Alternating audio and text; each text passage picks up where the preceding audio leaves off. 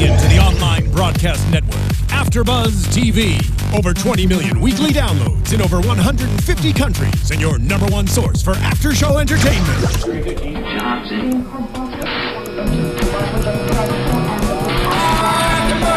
AfterBuzz TV, the destination for TV superfans. Producing aftershows for over 300 of your favorite TV shows. Interviewing celebrities and showrunners. And bringing you behind-the-scenes exclusives. All thanks to E! Entertainment's Maria Menounos, producer Kevin Undergaro, and internet leader Akamai. Now, let the buzz begin! Hey, it's Madison Chase, fitness, your trainer to the stars and the star in you, and welcome to another incredible AfterBuzz TV Spotlight On interview. It's going to be an incredible show. I'm so excited about my guests, but first I want to make sure that you are on YouTube.com AfterBuzz TV, and if you're listening on iTunes, definitely keep listening because we have an incredible guest in the studio. And if you want to ask me a question on Twitter, I am at Madison Chase Fit. So now to our incredible guest. I think you could see him. I think you can. Mandell Frazier. He is an actor, most recently on Tyler Perry's If Loving You Is Wrong and Kip Whitley's show on OWN TV as a personal trainer. He's an actor. He's a model. He's a celebrity trainer. He's a musician. He's very charming, lady. So if you're single, I don't know if he's single or not, but we'll find out. He's a good man. I read his story and I kept looking through IMDb. I'm like, he's really incredible. So I'm going to let you talk, Mandell. Hi. Thank you for allowing me to be on the show. Thank you for coming. I'm so excited to have you here. Okay, now let's start with Tyler Perry. Let's start with that. Like, I think when you're an actor and you're new to show business, or not even new, like seasoned people want to work with Tyler Perry. So I want to know, how did that come about? Did you have an agent? How did that happen? It was really simple. You know, you made a lot of people mad right now. It's really simple. All of you actors out there. When I say simple, I mean as far as just having the faith that this is what you're and meant to do. faith sometimes isn't simple. It's not. Okay. But you have to keep it simple. Okay. I like that. Thank you. No, I actually met Tyler Perry through Kip Whitley. Okay. I did her show, as you mentioned earlier, and we became really good friends, and she invited me on the Time Joyner cruise as her VIP guest. Yes.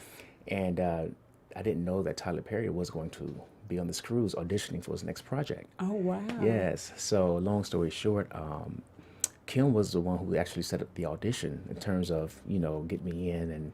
But of course I had to do the work. Of course. Yeah. Yeah. And met with Raven Drummer and Sean and, you know, his casting directors. And they loved me and got the call back. And it was in front of Tyler Perry. The funny thing about that particular audition, unlike any other audition I've been in, it was really weird because of the fact that... I want to hear your voice closer. Okay, is that better? Yeah, that's better. Thank you. You're making me feel some kind of way. I mean, I'm just saying. What happened was I did the initial audition with, of course, the two casting directors. And the callback was supposed to be in front of Tyler Perry, which it was. However, there was a twist to it. What was the twist? The twist now, remember now, we're on a cruise ship. Oh, and it's tons of fun because I've been one year. I actually know Oscar Joyner, Tom's son. I used to train him. Really? And his now wife, I call her Ali GJ. Okay, yes, okay. Super cute. Yeah, she's really is. So long story short, we auditioned I auditioned for Tyler Perry in front of the main auditorium. Oh my gosh. Where all the main acts are at. Wow. In front of a crowd, auditorium full of people. And guess what? What? It was being videotaped. Are you serious? So we could watch it? Is it on YouTube? I'm not sure. Okay. I'm sure you can look it up. We'll have to ask Tyler. I'll tweet him and ask him, like, where is that original audition? And they do so much fun stuff on the Tom Joyner cruise that I could only imagine the kind of energy. Was this your biggest audition? To date, yes. To date, okay. Yes, so how did it go? I mean, like, how did you prepare? Because you're on the cruise and you're not getting that much sleep and you're having an incredible time doing tons of fun things. It was, I would be lying if I said that I wasn't nervous. because as a trained professional, you're taught to, own the moment. Have balance, structure, discipline, all that fun stuff. And so I was a little nervous, but like I said, I'm a man of faith. So of course, I prayed and asked God to, calm my nerves and help me to be more effective in my role, and have fun with it. That's the main thing. A lot of times you do auditions and you get nervous and you know the lines, but when you get in front of the camera, it's like a deer in headlights. Yeah. So I just had to regroup, calm down. Remember, this is what I was meant to do. You have to know you're meant to do this. Yes. Because this industry, it can wear you down. It's brutal. It's very brutal. In the short time I've been out in LA, I've had friends, industry friends who, gave up. Because it just wasn't, what they thought it was going to be. So again, you have to have resilience, persistence, and tenacity for the most part. The main thing is keeping it simple and focus on your craft. Hone your skills, get the training you need. It's not just about being pretty, coming down here, and then all of a sudden you're going to blow up. Right. That's in Hollywood, but it's not really Hollywood. Right. And that's one of your quotes on your IMDb page. You said something to the effect that I'm in Hollywood, but Hollywood isn't in me. Yes. So what does that mean exactly? We hear people saying that all the time. I'm not Hollywood. And sometimes I get a little offended when people are like, oh, Madison, are you from LA? I'm like, no, I'm from Texas. Like, I love Texas. So what does that mean to you when you say that Hollywood isn't in you? It simply means that I'm a very genuine person. I'm from Detroit, Michigan, as you already know. I saw that. Detroit. I think Kenya Moore is from Michigan as well, from Real Housewives of Atlanta. Is she? And there's another young man, I'm probably going to interview him later, Cornelius Smith Jr. He was on All My Children. Okay. You guys should meet. He's got something really incredible coming up. I can't say what it is just yet, but you guys should meet. Detroit okay, definitely. Connection. I'm going to connect you guys. But go ahead. Well, what happened was because I'm so genuine, I'm real, I'm authentic. So a lot of people tell me, Mandell, whenever you blow up, don't lose change. that. Yeah. Don't change. Yeah. And so I tell people all the time, listen, I may be in Hollywood, but Hollywood is not in me. Right. Meaning that I'm not going to change because God has given me blessings. Right. Because he can take it away as well. Right. You never take your gifts for granted. And so I try to keep it simple by simply stating, I may be in Hollywood, but Hollywood is not in me. Right. From an attitude standpoint.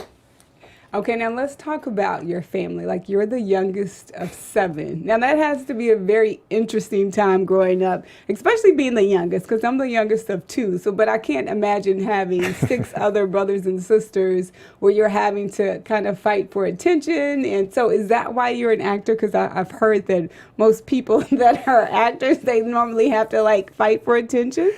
I never had to fight for attention, but I want to thank you, first of all, for saying that I'm the youngest and not the baby. I know. I don't mind saying the baby because I'm my mama's baby. So whenever I go home, I'm sleeping in the bed with my mama. So I don't mind being the baby. But yes, the youngest of 7. You know what? It's funny because I was home over the holidays in the Midwest, and somebody had told my mother, oh, he's the youngest. And she was like, yeah, he's the youngest. However, he's the most independent one. Wow. Yes. And that happens too a lot. Yeah, definitely. Yeah, I'm very independent, probably too independent. Okay. When I was growing up, I washed my own clothes, I cooked my own food. Did you? Yeah. Oh, ladies, y'all hear that? He washed his own clothes and cook his own food. Okay, now what's your favorite thing to cook? I shouldn't say this because it's going against my beliefs as a trainer. Is this something southern and fried and laid to the side, mac and cheese? I love protein. So chicken, fried chicken, fish. Oh gosh. Not necessarily fried. Okay. I can do broiled. You can I can do blackened. Okay. I can do baked. Okay. Yeah. Barbecue? I mess around with barbecue. Okay, because my mom can make some really good barbecue. Really? Yeah, she's good. I mean, I didn't get that skill, but she's good. So that's your favorite thing to make is chicken? It's probably not my favorite thing. It's probably one of the few things I can make without assistance. Okay. Understand this. Because I'm very independent, I used to watch like cooking shows, and Really? I pick up very easy. Okay. But, in LA, you're constantly on the go. I mean, my place is just like a hotel. I just go there to lay down for a few hours, get back up. I'm on a grind. Wow. So I don't get a chance to have a lot of home cooked meals. My family is back east. So out here, it's all about getting what you can, trying to stay fit, stay healthy, all that fun stuff, stay full of energy. When you're in front of the camera, they don't want to see bags under your eyes and things like that. You got to keep it simple. Yeah, keep it simple. Yeah, I'm definitely a fan of I'll put some foil when I used to eat chicken. I don't eat chicken anymore, but I would put I'd get a piece of foil, put chicken in there, and then put my spices in there, and put it in the foil, put it in the oven, and then I wouldn't have to clean up. I used to do that. Okay. Yeah, when I had a regular 9 to 5, I had all the time in the world to prepare. I got you. But now it's just like whatever's in the kitchen, in the refrigerator, that's what I get. I got you. Totally get that. Now let's talk about your family, because I know that family is super important to you. I know your oldest brother played with the Parliament, P-Funk. George Clinton, Yeah, George Clinton. Did I meet him? I can't remember. But no, not him.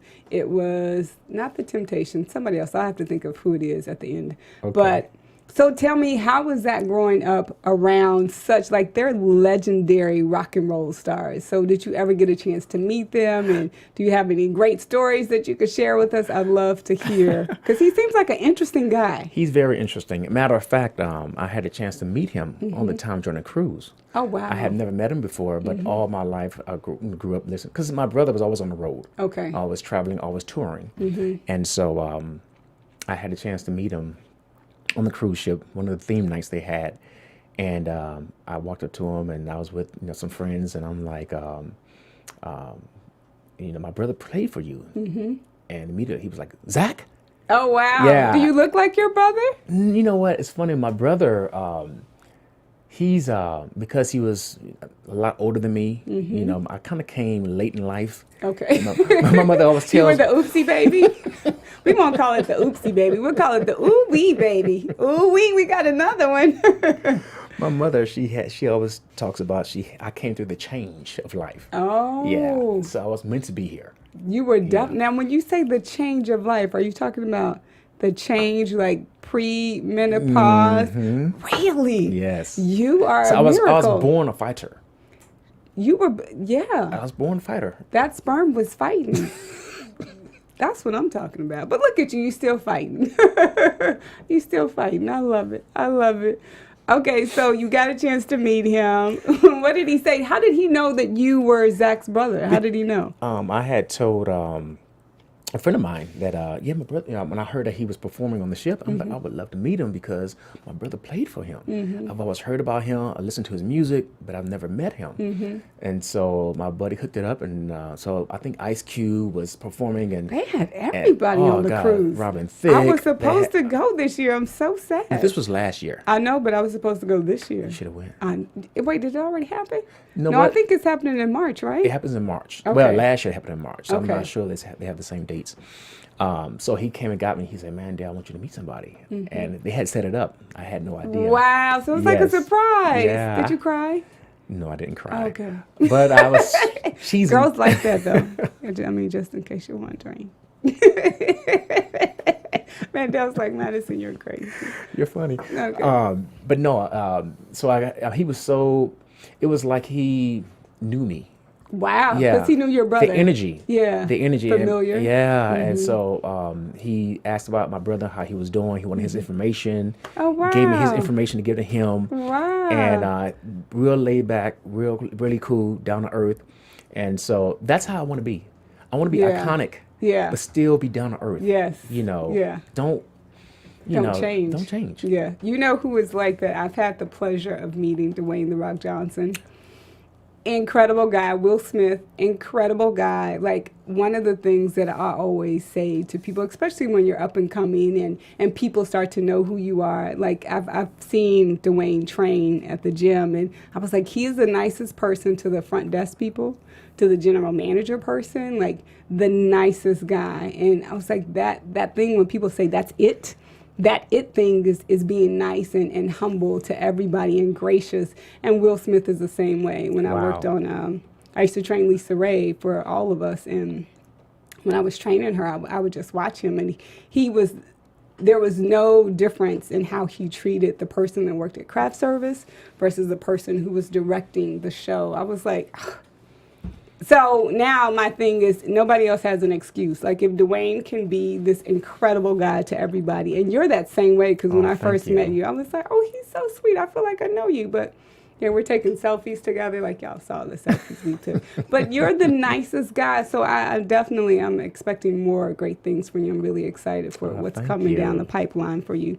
Now let's talk about your faith, because you touched on that a little bit. I know you've had some things in life that kind of changed probably your heart and made you grow closer to God, and I'm sure that story, I'm not going to say it happens a lot, but I know Chelsea Handler lost I think it was her brother, and then I lost my sister. So it really makes you deal with grief differently. It makes you think about life differently. It makes you respect others differently. It does a whole lot of things for you. So I know I couldn't even imagine, because I'm really close to my mom, because I grew up in a single parent home. My mom was my mama and my daddy. Okay. I couldn't even imagine, because it sounds like your family was so close, like the Brady Bunch. That's what it sounds like, the Black Brady Bunch. Because your parents were married for like 51 years. So that in itself, seeing that growing up as a child, like I told you before we started, I'm like, I don't know very many people who have seen both of their parents together and really understanding what a loving relationship looks like. So let's talk about your faith and growing closer to God when you experienced that loss. It's funny you mentioned about family and the relationship I have, because growing up I came from a very structured, religious, conservative household, Pentecostal. Pentecostal, oh yeah, y'all don't play. Yeah, running around church, exactly, shouting, speaking in tongues, hand clapping, foot stomping, tongue talking. Right. But that's how I got my spiritual foundation. And it's funny because when people ask me about my family, my mother, she's a very well-known, respected missionary evangelist. She traveled all over the world with her ministry.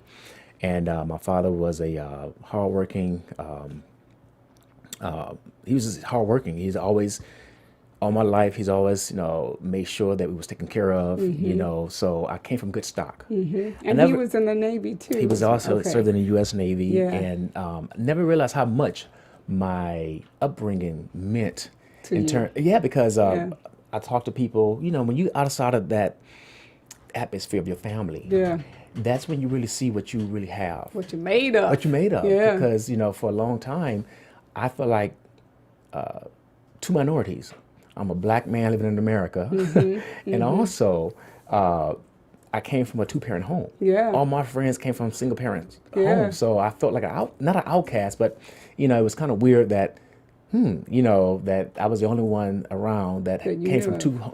But the good thing about that is it taught me how to embrace, my just who I was as a person for the most part. I think seeing that, I've always joke around that I'm an old-fashioned man with a modern-day twist. Yep, I say the same thing. Really? About myself, yeah. See, kindred spirits. Yes, I totally. That's probably why I was like, oh, that's my friend. Yeah. Like, we're not really friends. But you know what? And I think growing up in a house where both of your parents were serving, your dad served in the U.S. Navy, and that takes a lot to do that. And then your mother served in the ministry. So growing up with that kind of servant's heart, like that's kind of where you are, and that's probably why you've had such great success moving forward in your career and all the things that you do. And a lot of prayer. Yeah, and a lot of prayer. I'm sure you got a big family, so I'm sure they're definitely praying for you.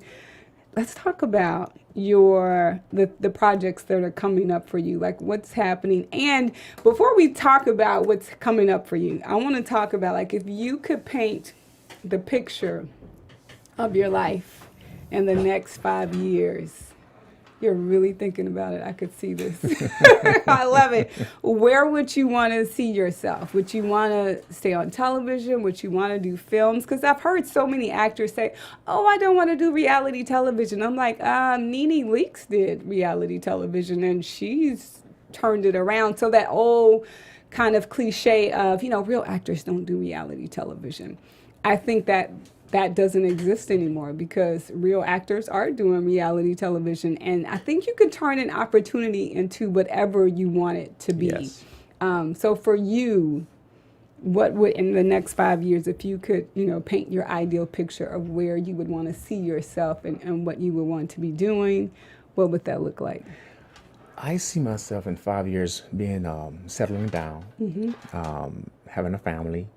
Again, I have, I believe in having structure, balance, discipline, accountability. Old-fashioned man with a modern-day twist. Right now, where I'm at in my life, I believe in staying in my own lane, running my own race. I'm not one of these actors that try to compete. Exactly. Yeah. Because I read somewhere, and a long time ago, I read that, you should never compare your beginnings to somebody else's middle. Yeah. Or your middle to somebody's ending. Because bottom line is that we all have our own race to run. Yes. And when you start veering off into other people's lane, that's when you get off track. Totally. And you lose your pace. Yep. So I learned how to keep it simple. 5 years from now, I hope to be a very financially successful actor. Also, I want to eventually veer off into being maybe an executive producer. Because that's something that I want to invest. This is my livelihood. I mean, I've been acting since I was 10 years old. Oh, wow. But, didn't pursue it as a career until 3 years ago. Okay. And I think what happened was, from the time I was 10 up until I moved to LA, I was doing, stage play productions and never got paid, never got the credit. I just enjoyed doing it. Right. It was just a passion. Right. It was a hobby that I enjoyed doing. Not knowing that I was being trained, maybe not in the sense of theater, right, as far as being in the school. However, my training came from just my raw talent. What I did now, once I decided to make this a career, right, I knew that I had to get more structure with the training. Okay, it's like a basketball player who's in high school and he goes straight to the NBA. Right. Versus getting that structure he needed in college. Just learning how to be a team player. It's not all about you, because I realized everybody who made it in life had somebody to help them. Yeah. And I think that's where a lot of people get confused, thinking that it's me and that's all. And that's when, that spirit of pride come in. Yes. And of course, we know what the Bible says about pride. So you want to keep it simple. Yeah.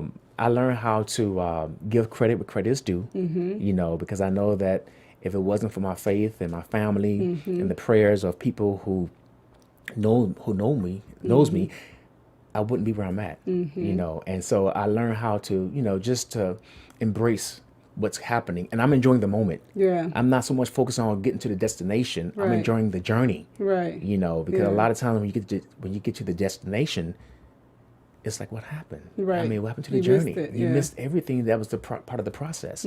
So I embraced the process. I embraced change. Right. Because when you learn to embrace change, that's when the doors open up for opportunities, So I, have fun with it. Yeah. Have fun with it. Yes. Have fun with it. I love it.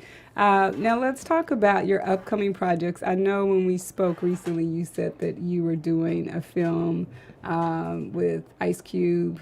Let's talk about that project, because I know there was some an interesting story with Suge Knight, and actually one of my friends that I know really well is involved in that whole Suge Knight situation, which broke my heart. But so let's talk about that project and your other projects that are coming up for you. Straight out of Compton, I been very blessed and fortunate to be in a position to do what I enjoy doing and getting paid for it.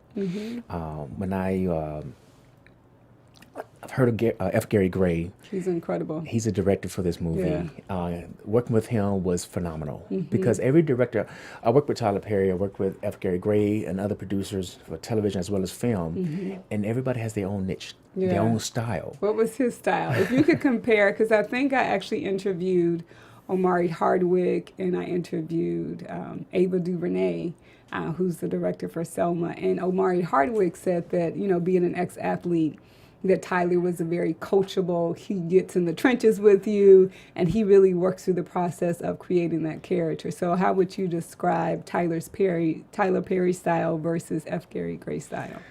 Tyler Perry, he's very structured. He knows what he wants. It's a huge contrast between filming in Hollywood versus filming in Atlanta. Yeah, I mean, Tyler Perry, I mean, he gets in and gets out. I mean, 1, 2, 3 takes and you're done. Oh, wow. You know, he knows what he wants, and, you know, whereas... and he knows how to pull it out of you. He knows how to put it out of you. You know, like, for instance, you know, working with Tyler was very profound for me because of the fact that as an actor, I'm, you know, look at the script, I embrace the character, I make my decision, and I own it for the most part. You get on set, and he may say, hey, you know, try it this way, you know, and he put out some words, and of course you want to, you know, obviously make a good impression, right. But at the same time you want to own that character, right. You know, so it doesn't seem so rehearsed. You may do improv, you know, but again, that's part of their training, you know, as an actor, you know, you learn how to do scripts, improv, comedy, drama, whatever. Bottom line is that you want to have that type of diversity in your resume, you know, in your repertoire for the most part. But F. Gary Gray, of course, you know, that was a feature film versus, you know, television. But it was, he's very, very detailed, extremely detailed. Really? You could be in the background, in the corner, he'll catch you. And he still and wants he'll stop and he'll say, hey, listen, yeah, I mean, he's just that focused and that driven. Different styles, but you learn to appreciate it because, again, filming in Hollywood versus filming in a place like Atlanta is totally different. It's like, you know, apples and oranges. But again, you get a chance to appreciate the different types of, you know, directing techniques, right. You know, that you experience for the most part. And I had so much fun, you know, working, you know, and it's funny because, you know, here I am flying to Atlanta.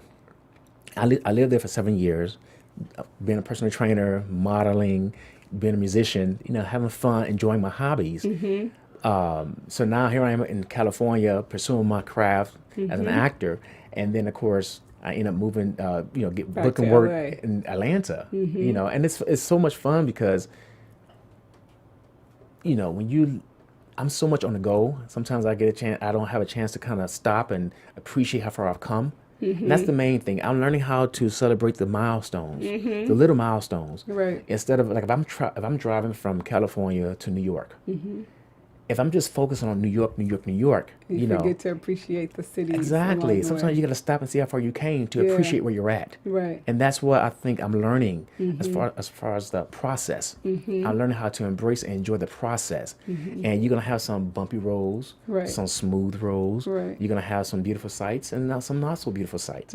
But it's all part of the process. It's all a part of the experience, which makes you who you are, you know, as a skilled actor. Now, speaking of training, personal training and your acting training, I hear a lot of actors, you know, definitely saying I want to stay current with my craft and I want to always make sure that I'm working on my craft. Now, you've worked on your craft in 2 different fields when you're talking about fitness, training your body, and then training, you know, your acting skills. So, and looking at those 2 comparisons as far as fitness and acting, do you feel like it's a good marriage? Because I think when you're talking about being disciplined in any one thing, you could apply that discipline to the other thing. So how would you say fitness has helped you in the world of acting? I call it transferable skills. Because the same work ethic I had as a trainer, the structure, the balance, the discipline, the accountability we talked about, you apply that in, you know, what I'm doing now.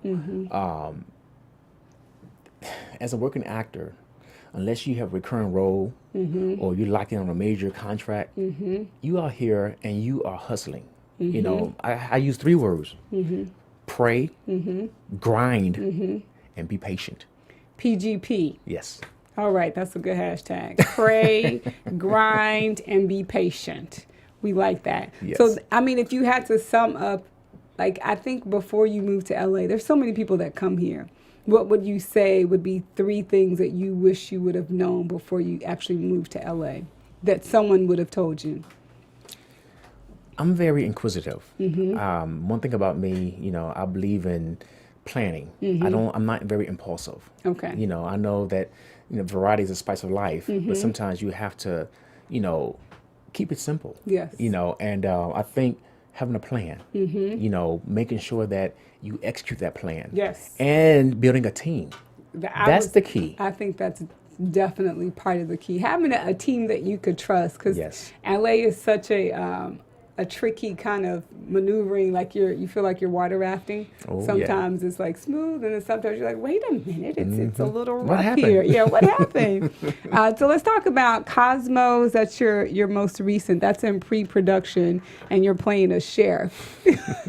Are you like a good kind of sheriff, or are you like the sheriff that nobody wants to talk to? Are you the mean kind you of sheriff? have to wait and see. Okay. As a matter of fact, I'm filming that next week. Next week? Okay. Yes. It's I got that project through my agent. Okay. And it's funny thing about this industry. I learned how, as far as building a team, you have to understand that agents and managers and your PR, they work for you, not the other way around. Right. And a lot of times people get confused. Right. I talk to actors who've had the same agent for 5 or 10 years and don't get out. Yeah. And you go to your IMDb page, and it's like, wait a minute, you've been in this industry for how long? Right. And you don't want to judge them. Right.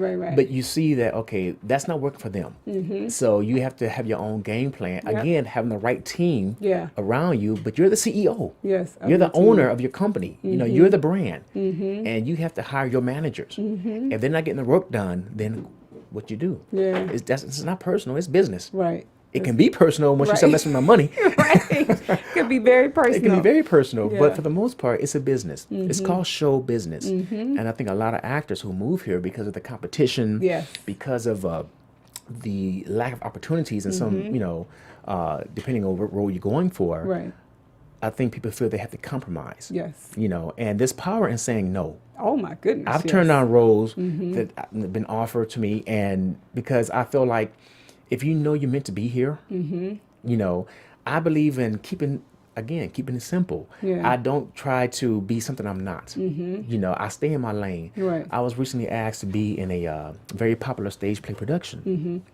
And I did a couple of rehearsals, and I realized, wait a minute, this is not what I'm good at. Stage plays. Yeah, exactly. Because So you have to be much bigger. well, it wasn't a stage play per se. It was a character they wanted me to play in a stage I play. gotcha. Okay. And so I didn't have enough time to really perfect the character. Okay. And so I'm not going to make myself look bad, nor am I going to let the production look bad for the most part. Right. So I humbly bowed out for the most part. My whole point was, I'm not one of these actors. I know I stay in my lane. I'm not going to pretend to be something I'm not. Right. You have to.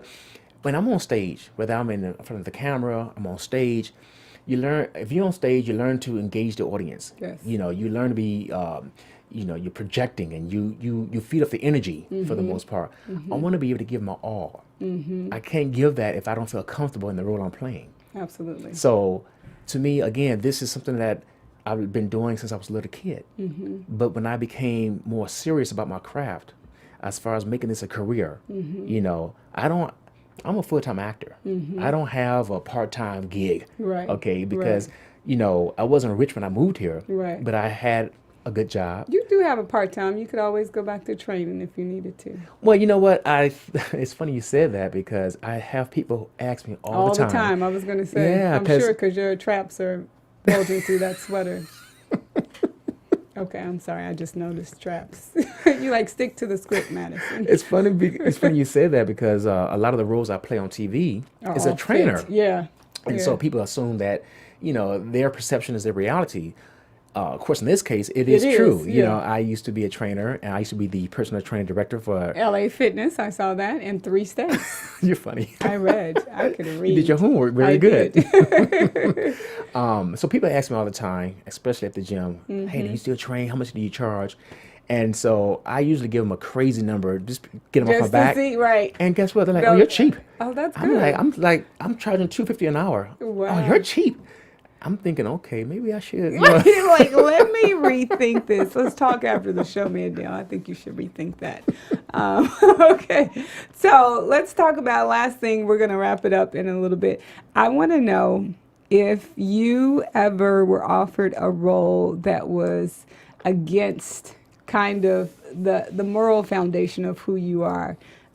Is that something that I'm sure you would probably bow out gracefully, but what would you say to other actors out there who are possibly in compromising situations, who feel like, I got to take this because this is why I moved here? What would you say to that actor that's thinking about doing something that's compromising to their moral character?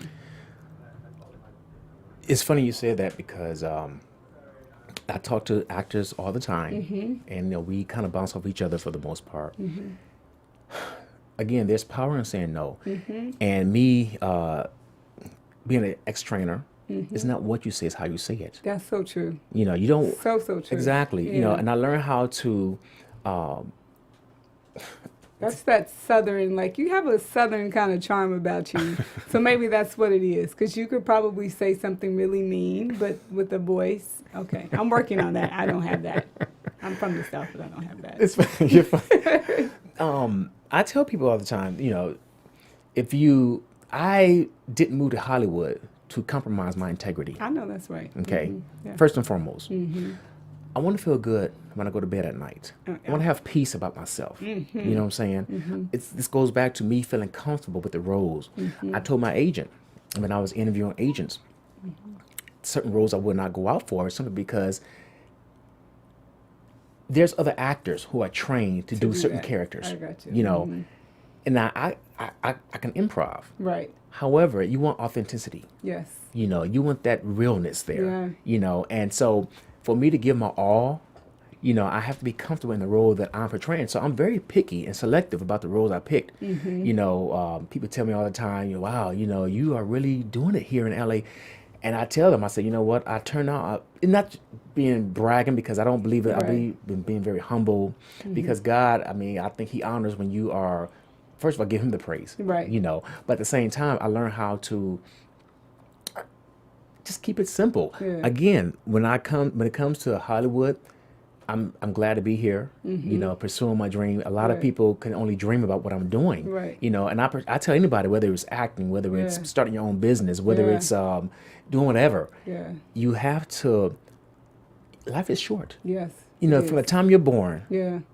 the year you're born, the year you die, that dash in the middle represents your life. Yes. What will your dash say about you? Ooh, that's good. What will your dash say about you? Keep it simple. Ooh, I love that. Like that? And I saw a quote, I think I put it on my Instagram page, and it said, it's never too late to be what you might have been. Ooh, yeah.